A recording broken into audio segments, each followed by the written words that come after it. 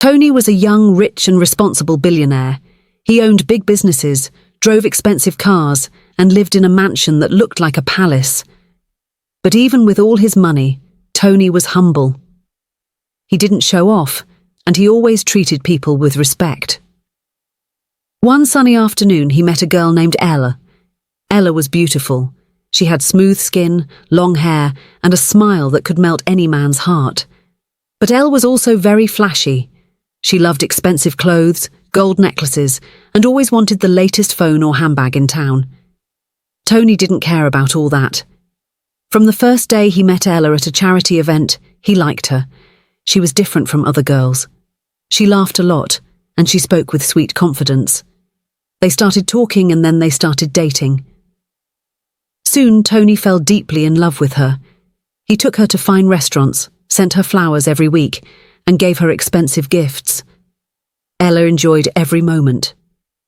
In her mind, she had finally found a rich man who would give her everything she wanted.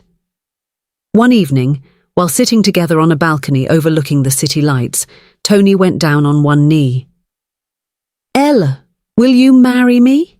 he asked, holding out a diamond ring that sparkled like the stars. Ella screamed and jumped. "Yes, yes, I will marry you." She posted the video online, and her friends shouted with joy. "Elle, you've made it! A billionaire fiancé! You're now a queen!"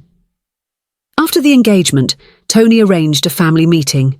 Both parents met, and Ella's mother, a loud woman who loved money, smiled from ear to ear. Her father nodded. "As long as my daughter loves him, we agree." Tony's parents, though rich, were calm and wise. His mother held Ella's hands and said, "Please take care of our son. He loves you too much." Ella smiled sweetly. "Yes, Mommy, I will." Preparation for the wedding began. They went shopping together, and Ella picked the biggest wedding gown she could find. "I want the world to know this is the wedding of the year," she said. Tony didn't mind the money. He just wanted her happy. He bought her shoes, gold earrings, and even hired dancers and comedians for the wedding. They printed expensive invitation cards and sent them out. Ella even made a pre-wedding video where she danced and said, "I'm about to marry the man of my dreams." But what Tony didn't know was Elle was hiding something. Something big, something dangerous, something painful. The night before the wedding, Tony couldn't sleep. He was too happy. He walked around his room smiling like a child. He looked at Elle's picture on his table and said, "Thank you for choosing me. I'll love you forever." But just a few minutes away, in a hotel room where Elle and her bridal train were resting, something was happening. Ella's phone rang. She stepped outside to answer it. "Hello, baby," she whispered. Yes, I'm nervous too. I can't wait to see you again. Don't worry. This wedding is just for the money. Once I settle with him, I'll come back to you. You're the one I truly love." She laughed and said again, "Yes, I'm only marrying him for what he has. After that, we'll run away with the money. You're my real man." But Elle didn't know someone was standing at the corner. A tall man in a black suit. It was Tony. He had come to surprise her with flowers, but instead, he stood frozen, his heart shattered. His ears had just heard the most painful words in his life. The flowers dropped from his hands. Tony slowly turned away and walked into the darkness. Tony walked out of the hotel compound with a heavy heart. He didn't speak, he didn't cry, he just kept walking like someone who had lost everything. The night was cold, but his heart was colder. He went straight to his car, sat in the front seat, and rested his head on the steering wheel. Tears rolled down his cheeks quietly. Just then, his best friend and best man, Kelvin, arrived. "Tony, I've been looking for you. Where did you—" He stopped when he saw Tony's face. "Tony, what's wrong?" Tony looked up slowly, eyes red. "Kelvin, I heard Elle on the phone." Tony's voice broke as he spoke. "She said she doesn't love me. She said she's marrying me for my money. She told someone else on the phone that after the wedding she'll run away and go back to him. The man she truly loves. Kelvin's face changed, his mouth opened in shock. "What?" he shouted. "That wicked girl! After everything you've done for her, you treat her like a queen. You gave her love, respect, everything. And this is how she pays you back?" Tony nodded, his voice barely a whisper. "She said it clearly, Kelvin. I heard everything with my own ears. She said, 'I'm just a ticket to a rich life. I'm just a fool.'" Kelvin clenched his fists in anger. So all this was just a game to her. The shopping, the pre-wedding shoots, the family meetings, everything was fake. Tony turned to his best friend, a question in his eyes. "What did I do wrong, Kelvin? I gave her my heart. I treated her with love. I wanted to build a home with her. Why would she betray me like this on our wedding day?" Kelvin sat beside him and sighed. "Tony, you did nothing wrong. You only loved the wrong girl. That's all." Tony sat quietly, his hands shaking gently as he held a cup of untouched water. Kelvin paced the room angrily, biting his lips and muttering, "Unbelievable, wickedness in human form." A knock came at the door. Tap, tap, tap. Kelvin walked to the door and opened it. It was Tony's mother, dressed in a beautiful lace wrapper with a green head tie on her head. Her makeup was already done, her face glowing with joy, but the smile on her face faded the moment she looked into Tony's eyes. "My son, what happened?" she asked, rushing in. Kelvin said, "It's urgent. You even told me not to tell Elle. Please talk to me, my child." Tony stood up slowly and then, with great difficulty, he dropped the bomb. "Mama, there's no wedding anymore." She blinked, confused. "No wedding? What do you mean?" Tony's voice cracked. "I overheard Elle tonight outside. She was talking on the phone to another man. She told him that she's only marrying me for my money, and once she settles into my house, she'll run away and go back to him." His mother gasped, holding her chest in disbelief. "Jesus Christ!" She staggered backward and sat on the bed, her eyes wide with disbelief. "Elle? That sweet girl? The one we welcomed into our family? What kind of wickedness is this?" Kelvin added quickly. "That's exactly what Tony told me, Mama. He heard it with his own ears. That girl is a gold digger." Tony's mother shook her head slowly. "So all the smiles were fake? All the love she was showing you, all the dancing and prayers, it was all to get your money?" Tony nodded quietly. She stood up again, pacing the room like a worried lioness. "She should have just asked for money if she loves money so much. Why didn't she say so?" Tony's mother paced the room like a lioness, the frustration in her steps clear. "She should have just asked for money if she loves money so much. Why didn't she say so?" she said bitterly, her voice filled with disbelief. She stopped and looked at her son, her eyes filled with sorrow. "My son, don't cry. Don't let this destroy you. I know your heart is bleeding, but please wipe your tears. If this marriage had gone on, you would have suffered. God saved you. He showed you the truth before it was too late." Tony nodded slowly, but tears dropped again from his eyes. "I just don't understand why. I truly loved her, Mama. I was ready to give her the world." His voice cracked as he spoke. "I know, my son," his mother whispered, pulling him close. "You did your best. Let her carry her shame. You will find a woman who will love you, not your money." Kelvin cleared his throat. "So, what are we going to do now? Guests are already arriving in the city. Some people even travelled overnight just to attend the wedding." Tony sighed.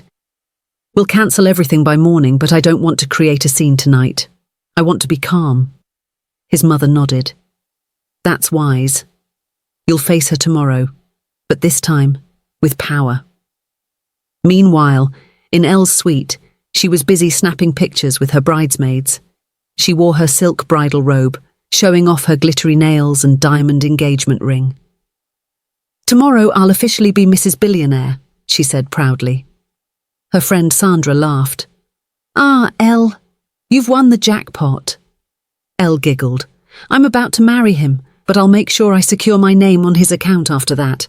Then I'll run off with the money. The wedding morning finally arrived. It was bright and colourful, the sun smiling in the sky, birds singing sweetly, and the city full of excitement. Elle's hotel suite was busy, like a movie scene. Makeup artists moved around with powder and brushes, bridesmaids danced to loud music, and cameras clicked non-stop. Ella stood in front of the mirror, dressed in a glowing white wedding gown that hugged her body like it was made just for her. Her hair was curled perfectly, her necklace shone like stars, and her lips were painted red like fresh roses. "Girls, how do I look?" she asked, turning slowly. Her friend Sandra clapped and screamed, "Elle, you look like an angel! This is the wedding of the year!" Another friend shouted, "Forget it! This Tony guy is lucky to have you! That mansion is yours now, Queen Elle!" Elle smiled and looked at herself in the mirror. "All my suffering is over today. After this wedding, I'm in full control." They picked up a bouquet of white roses, fluffed a long veil, and danced their way to the car. At the same time, Tony stood still in his hotel room, wearing a deep blue suit with a white shirt and a silver tie. He looked like a prince, but behind the fresh perfume and clean shave, his heart was full of pain. Kelvin, now dressed in a smart grey suit, walked in and adjusted Tony's collar. "You good?" he asked. Tony forced a small smile. "Yes, let's do this." "Are you sure about the plan?" Kelvin asked again.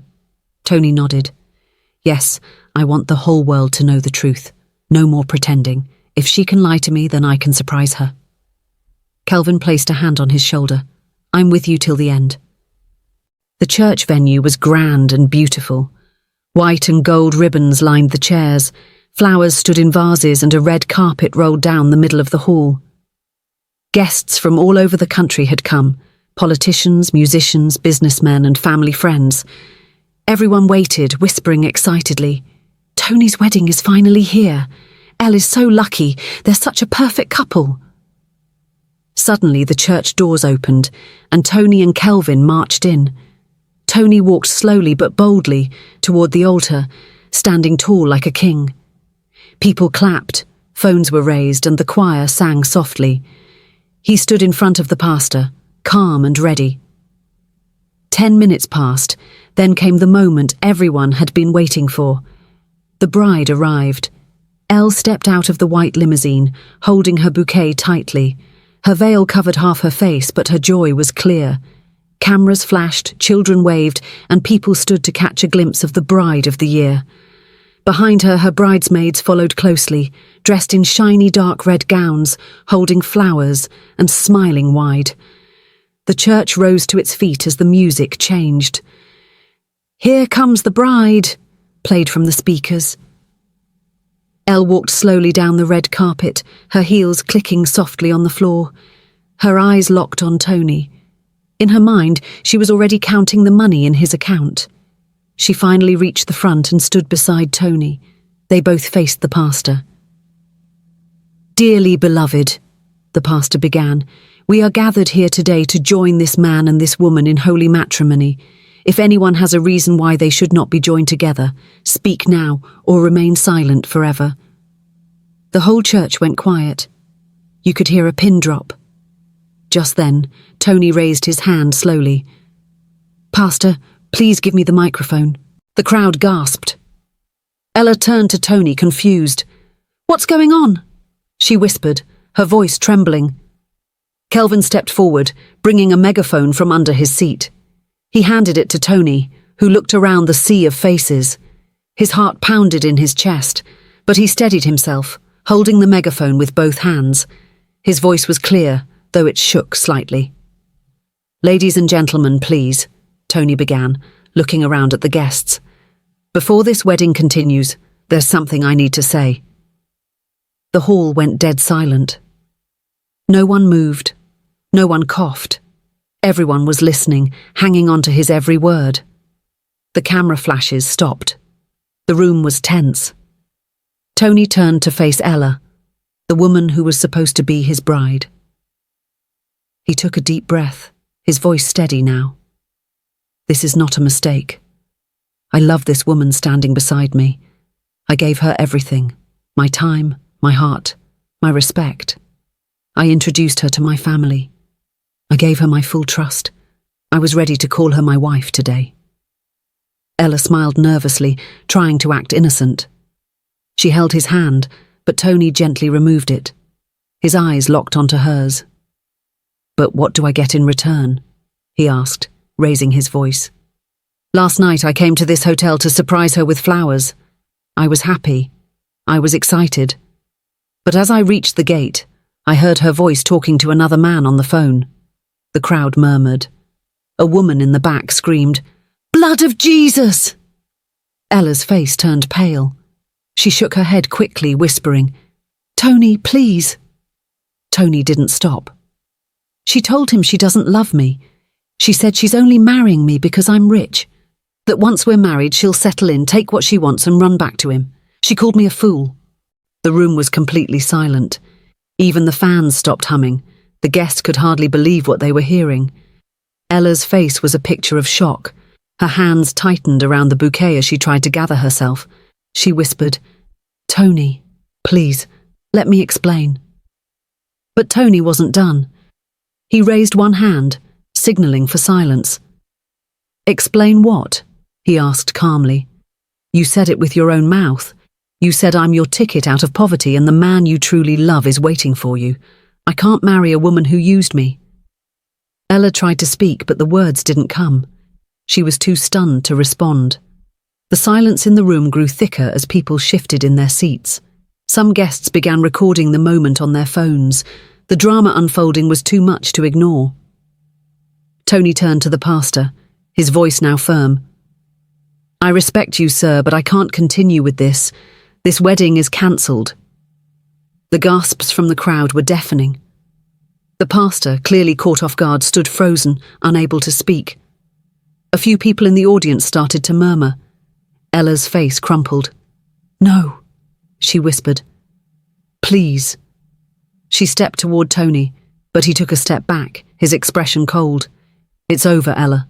I know the truth now," he said. With that, Tony turned and walked away from the altar. The crowd erupted in shock, some people standing up, others sitting down in disbelief. Cameras flashed as Elle stood at the front of the church, her hands shaking, tears beginning to fall down her cheeks. She was the center of attention, but not in the way she had dreamed. The wedding that was supposed to mark the beginning of a new chapter had turned into a wedding of shame. The church was filled with whispers and gasps, all eyes on Elle, who stood motionless at the altar. She couldn't believe what had just happened. Her world was crumbling around her. She had planned every detail of this day, and now it was all falling apart in front of everyone she had ever known. The man she had thought she could use, the man she had pretended to love, had exposed her for who she truly was. Ella's knees buckled beneath her, and she collapsed onto the ground. Her bouquet fell from her hands, the flowers scattering across the floor. The gasps from the crowd were deafening, but none of it mattered. The humiliation was too much. The once pristine wedding gown that she had dreamed of wearing now looked like a shroud. She felt cold, and her body trembled as if it couldn't handle the weight of what she had done. Her bridesmaids rushed forward to lift her up, but Elle couldn't move. Her face, once full of joy, was now streaked with tears. The room around her blurred as she stared at the floor, her mind racing. She wanted to run away, to escape the judgment and ridicule, but she couldn't. She was trapped in her own lies, and everyone now knew her truth. Outside the church, the news began to spread. Phones rang, messages flooded social media, and the hashtags began trending. Wedding of Shame was all over the internet, and Elle became a viral sensation for all the wrong reasons. The laughter and mockery didn't stop. As Elle sat in the church, the reality began to sink in. She had lost everything. Tony, the man she had used, was gone, and now she was nothing but a joke. The reality of her actions hit her with full force. Back at Tony's mansion, the atmosphere was tense. Tony arrived home quietly, his expression somber as he passed through the gates. He didn't want noise, he didn't want questions. He just wanted silence and rest. But as soon as the security man opened the gate, the flashing lights of cameras bombarded him. Reporters rushed forward, shouting questions in rapid succession. "So, is it true your bride betrayed you?" one journalist asked. "What advice do you have for young men about love?" another chimed in. "Will you still get married this year?" Kelvin stepped out of the car, raising his hand to stop the reporters. "Please, no questions, no interviews. My friend needs time and peace," he said, his voice calm but firm. Tony didn't say a word. He walked straight into the house, his face a mask of exhaustion. His mother was already waiting for him. As soon as she saw him, she opened her arms and embraced him tightly. "My son," she whispered. "You were brave today. I'm proud of you. You uncovered the truth before it ruined your life." Tony said nothing. He let out a deep sigh and nodded slowly. He slumped onto the couch, loosening his tie, and stared blankly at the wall. His phone wouldn't stop ringing, and the messages kept flooding in. Instagram, Twitter, TikTok. Over 4,000 new messages had come in. Celebrities had even reposted the video, some commenting, "Tony dodged a bullet." But there was one post that caught everyone's attention. It was from Elle's supposed real boyfriend, the one she had been speaking with on the phone before the wedding. He wrote, "I never asked her to betray him. She acted on her own." Then he added laughing emojis. Elle sat alone at the front of her old apartment. Her face was pale, her eyes swollen from crying. She hadn't slept all night. The image of the wedding ceremony played repeatedly in her mind, each replay worse than the last. She clutched an old photo frame in her hand, the pre-wedding picture of her and Tony. They had looked perfect together, but now it only brought more tears as she stared at it. I messed up, Ella whispered to herself, her voice cracking. She didn't notice when her friend Sandra walked in. Sandra stopped in her tracks and looked at Ella with sadness in her eyes. "Ella," Sandra called softly. "What are you thinking about again?" Elle quickly wiped her face. "Nothing," she muttered, her voice hollow. Sandra sat beside her. "Have you heard?" she said slowly. "Tony has gotten married." Ella froze, her hands shaking. "I heard it," she whispered, barely audible. "A friend sent me the pictures." Sandra sighed. "Ella, what about that guy Philip, the one you left Tony for?" At the mention of his name, Elle broke down completely. She covered her face with her hands, sobbing harder. "You won't believe it," she gasped. "Philip had been cheating on me long before that wedding collapsed." Sandra's eyes widened. "What?" Ella nodded slowly, her tears falling freely. "I gave him everything. My heart, my body, my trust. I promised him I would leave Tony, marry him and take money from Tony's wealth to support his fake dreams." Sandra shook her head in disbelief. "I knew it from the day he made that wicked post online when your crashed wedding was trending. I knew he was no good, Elle." Elle looked at Sandra, her face twisted with regret. "I can't believe I gave up everything for a man who never loved me." Elle sat on the floor of her apartment, staring blankly at the walls around her. Everything in her life had unraveled in just a few short days. The lavish wedding that she had dreamed of, the life she had imagined with Tony's wealth, were now nothing but fleeting memories. All she had left was shame and regret. Her phone vibrated again, but Elle didn't bother checking it. She had already seen the messages, comments from friends, family and strangers alike. They all spoke of her as a gold digger, a liar, and a traitor. The humiliation was too much for her to bear. She had failed.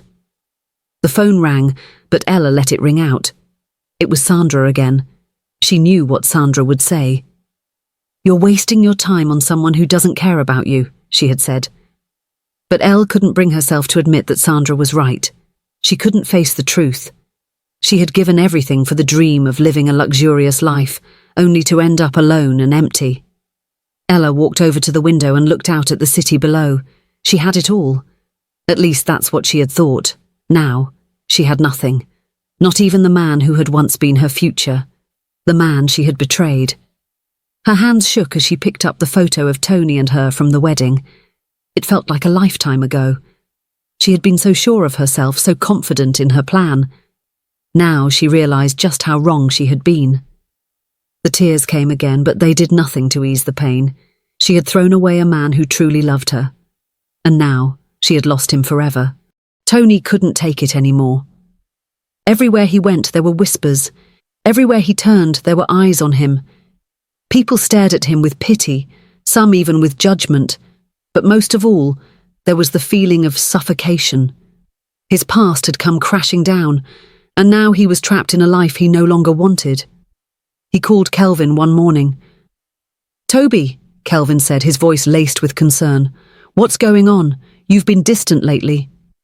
"I need to leave," Tony replied quietly. "I can't stay here anymore, not with everything that's happened." Kelvin didn't hesitate. "Where are you going? Are you sure about this?" "I don't know where," Tony admitted, "but I can't keep living like this. If I stay, I'll drown in this mess. I need peace. I need to breathe. I'm leaving and I'm doing it now." With a heavy heart, Kelvin nodded. "I'll handle everything here, bro. The company, the workers, I've got it covered." Tony exhaled deeply, relief mixing with the pain in his chest. He hadn't felt peace in months, but he knew this was the right decision. He needed to heal. The following morning, Tony packed a small bag and walked out of his mansion, leaving behind the world he once knew. He hopped into a small commercial bus, no security, no convoy, just him, alone with his thoughts. 2 days later, Tony arrived in Riverline Town. It was a small, peaceful town. No one knew his name. No one cared who he was. It was exactly what he needed. He rented a small room near the riverbank, and each morning he walked to the riverside watching the fishermen work. The simple life was everything he had longed for. Tony woke up early the next morning as usual, walking to the riverbank with no agenda, no rush. The morning mist hovered over the water, and the soft sounds of the river calmed his restless mind. He had never experienced such peace before. The quiet of Riverline Town was everything he needed. For the first time in months, Tony felt free from the suffocating expectations that had ruled his life. As he watched the fishermen pull their nets from the water, he felt a sense of clarity. This was the life he had been searching for, a life where no one knew him, where he wasn't the billionaire with the world at his feet. He was just a man, living in the present, enjoying the simple pleasures he had taken for granted in his old life. Days turned into weeks, and Tony continued to find comfort in the rhythm of the town. The children at the local market greeted him each day, and the elders nodded as he passed by.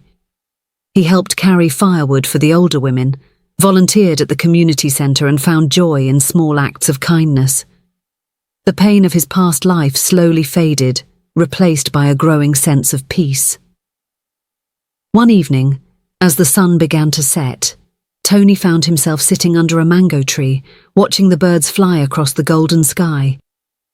It was then that he heard the soft sound of crying. He turned to see a young woman sitting beneath the tree, her head bowed, her body trembling. Tony walked slowly toward her, his heart instinctively pulled by the sadness in her eyes. "Excuse me," he said softly. "Are you okay?" The young woman looked up, her eyes swollen from crying. She quickly wiped her face with the back of her hand. "I'm fine," she whispered, her voice trembling. But Tony could see the sadness in her eyes. He didn't know her, but something in her posture, the way she held herself, made him feel as if she was carrying a weight just as heavy as his own. "I'm sorry to intrude," Tony said gently, "but I saw you sitting here, and I just wanted to check if you were okay." He paused, unsure if he should push any further. She hesitated before speaking again, her voice soft, but filled with quiet strength. "My name is Jessica," she said, looking down at her hands. "Today marks 15 years since I lost my parents in a car accident. I was just a little girl when it happened. They were taking me to school, and that was the last time I saw them. Since then, I've lived in an orphanage, and now I help care for the other children." Tony felt his heart tighten as he listened to her. He understood pain. He understood loss. But Jessica's calm acceptance of her grief was something he hadn't expected. "Every year on this date," Jessica continued, her voice faltering slightly, "I come here, sit under this tree and talk to the wind. I like to think that my parents can still hear me. It's hard, you know. I smile around the children, I take care of them, but deep inside I'm still broken." Tony sat beside her, not saying a word at first. He understood silence. He had spent so much of his life in silence, hiding his own pain. "Pain knows pain," Tony whispered, "and only those who have truly suffered understand silence." Jessica looked at Tony in surprise, as if she had never heard anyone speak those words so simply. Her eyes softened, and she gave him a small, sad smile. "You speak like someone who has been through a lot," she said, her voice quieter now, the edge of her grief easing just a little. Tony didn't respond right away. Instead, he turned his gaze back to the river, watching the ripples in the water as they danced beneath the soft breeze. The weight of his own pain was still heavy, but sitting with Jessica sharing the quiet of the moment made him feel like it was a little less unbearable. They didn't need to speak much. The silence between them was comforting, not awkward. They sat there for a while side by side as the sun began to dip lower in the sky. The world around them seemed to slow down, as if acknowledging their shared moment of quiet. For Tony, it was a welcome reprieve. The hustle and chaos of his past life felt distant now, like a dream that no longer had a hold on him. Finally, Jessica spoke again, her voice a little more steady now. "I'm sorry for bothering you with my story. I don't usually open up to strangers."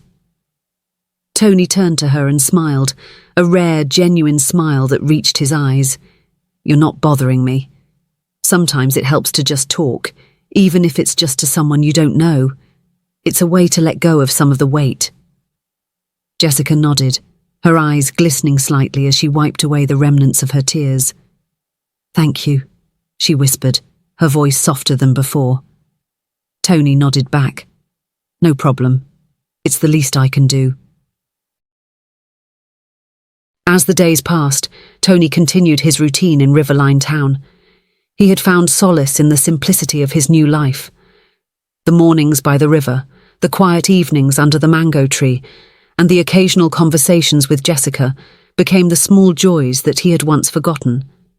His heart, though still scarred by the betrayal, was beginning to heal. He had allowed himself to feel at peace in a way he never thought possible.